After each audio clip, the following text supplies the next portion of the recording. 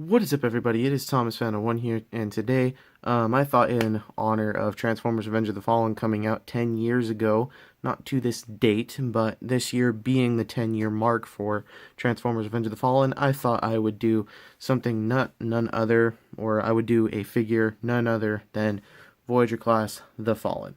So, essentially, this is like some sort of Cybertronian jet, I believe that's what it's supposed to be. The instructions really don't say, or never did really say, but, you know, I think it's a really cool figure. I used to own this specific one in 2011 when the movie came, or not 2011, 2009, excuse me. Almost would have been quite a few people angry at me for that. But I thought, in light of the 10-year anniversary for this movie coming out, I thought I would just, do The Fallen.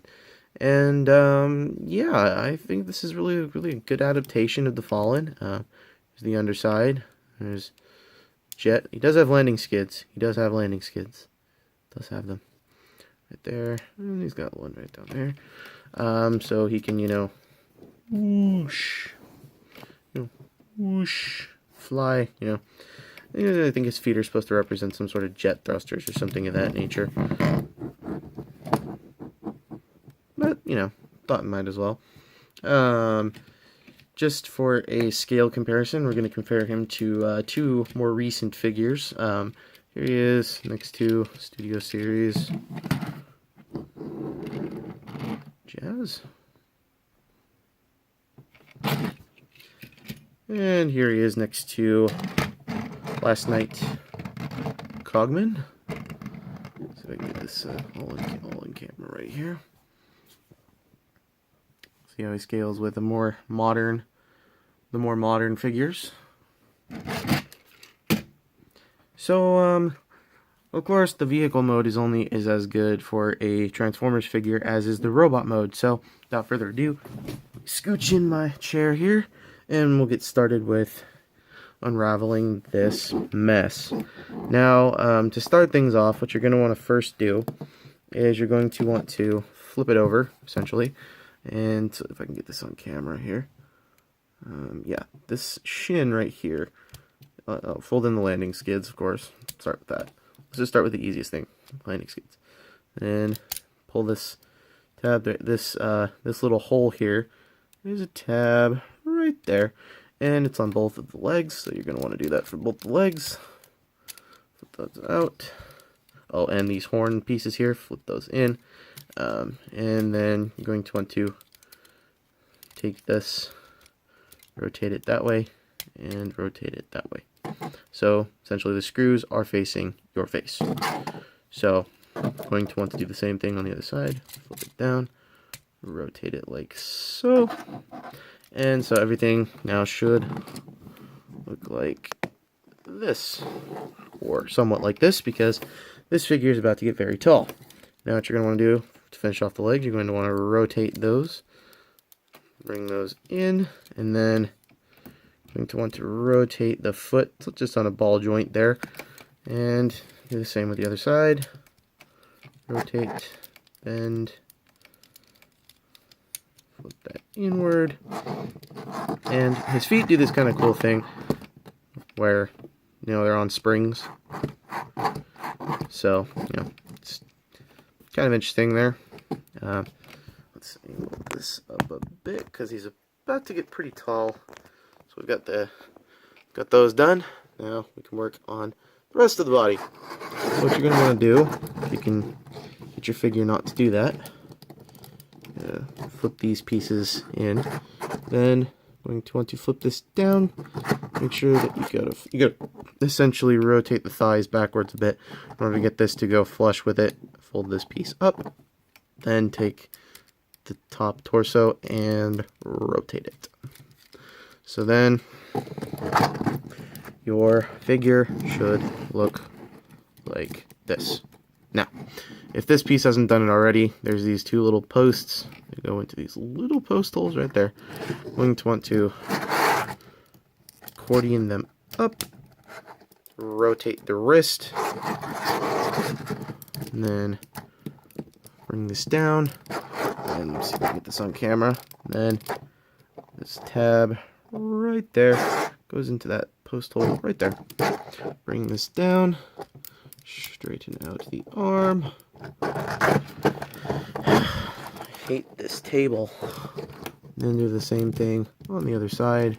Bring this down, rotate this out, accordion this up, out the hands getting caught in the way, rotate his hands, and you're almost done. You're almost done. You're going to want to take these shoulder pieces, fold them in, like so, and then this piece, just flip it up, and that kind of juts out from the back. So, yeah. And there you have Transformers, Revenge of the Fallen, Voyager class, The Fallen, in his robot mode. Now, this robot does have a few gimmicks here that I have to say were executed really well, I believe, personally. I believe they were executed very well. There were many people that don't think they were executed well. And the Hunt for the Decepticon version was essentially better. Had a removable face. However, this face still can do something. You're going to want to flip it forward, and, or actually better yet, going to want to shimmy this down, like that. And then flip this forward, and those come out. And then there's these little red panels here. Rotate one, the whole thing rotates up, like that. And there you have that. Now, a lot of people don't cover this in a lot of the Revenge of the Fallen, for this figure specifically. Nobody covered this. There is a way to make him look screen accurate. Now, to do that, what you're going to want to do is you're going to want to come flip this down, flip this up just a bit, and you'll notice these pieces here, and they're going to, these little post holes right there, essentially. Going to want to line all this up, and these are just made out of a soft rubbery material, and you're going to want to peg them in. Essentially do the same thing on this side. If I can get this to go in, about the leg forward, that might help you. Flip that in right there, and make this look flush again. So make sure I can get everything all. Sorry about the table. There's nothing I can do about that. I need to get like a mat or something for it. But no, you can make him look more screen accurate by plugging those in. And I know a lot of people would love to have a screen accurate Fallen. Well, this is it. So, that was a workout. It was a mess. It's a true mess, I'm telling you. This figure was a true mess, and given the fact that I've covered a lot of other figures, this one was the one I was most excited to own again. But I was also kind of irritated that I have to own this one again at the same time. I do think this figure executes the Fallen very well. I think it gives off the right vibe. I think, you know, if you were to look at that and say, for a kid who grew up in the early 2000s and, you know, the late 2000s, I think they'd have to say, you know, hey, that's Transformers Revenge of the that's the Fallen, or as his more comic book knowledge here, this is actually Megatronus. This is Megatronus Prime, essentially, because a lot of people don't know that this is Megatronus. So for all you people who were growing up watching Transformers Robots in Disguise with Bumblebee as the leader of the Autobots, this is Megatronus Prime. This is Megatronus Prime. They just nicknamed him the Fallen because he was one of the 13 original Primes that fell. So there are technically 12, but there's 13. It's a complicated thing. I'm not going to get into it. However, this guy is awesome. Now give me 1 second. And we're back. Sorry, that took me longer than I expected. Here he is next to. I can get this tab to stay on right. I think so. Yep, there we go. Here he is next to Cogman. see how he scales the more modern deluxe, or last movie.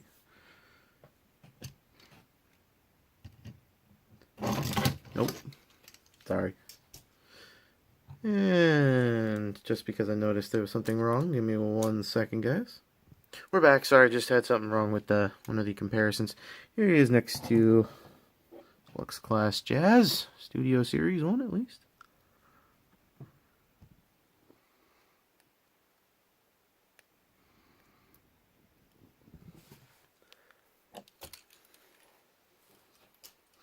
All in all, I love this toy. I really do. I think it's a great addition to anybody's collection. However, if you wanted to spray paint it black, I would not blame you at all. However, in my mind, this is the more accurate color for this, for the Fallen, essentially. I believe this is the more accurate color presentation because the other two figures for it are very, very inaccurate in color.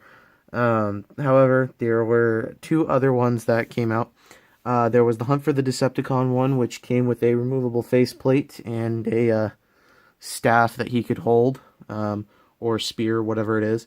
And you could recreate the scene where he and Optimus fight to the death. They have a giant death match, essentially. So, that's essentially how, this is essentially my opinion on this figure. You can look and see if you can find it at Big Bad Toy Store. You can look for it on eBay. You can look for it on apps like Mercari, like I found this one. This one I purchased online for about 25 bucks. If you find anyone that is in box with pretty good quality, I'd say this is a great figure for you to go for. On my scale, I believe that this Transformer rates at about right around a 6.5 to 7, right around there. Because number one, this is a unique figure. You're never gonna find another figure that transforms exactly like this one. You're never gonna find anything that looks as unique as this one. So essentially, I give it a 6.5 to 7, only for its uniqueness and its a little bit of screen accuracy. I don't, however, appreciate the color scheme. I wish it was just black, matte black, with the orange finish around, and left the toes like these. Leave these the same color, and with the red things, that's a really cool touch. That's the only downfall that this figure has, is its color. The other downfall I have to say would be it's really likely that this figure has been broken at least once. I had to repair this dude's head. It broke twice on me, and I had to glue it back in place. It took quite a bit of effort. So if you can find one that's in decent condition, not like this one, but if you can find one that's in really good condition, I'd say go for it. But if you can't find it and you just want something that's, just a showpiece, I'd go for just the statue. This one is just, in my opinion, a better version. However, your opinion may vary, along with your preferences may vary as well. So, anyways, thank you for watching. This is Tom Santa 1.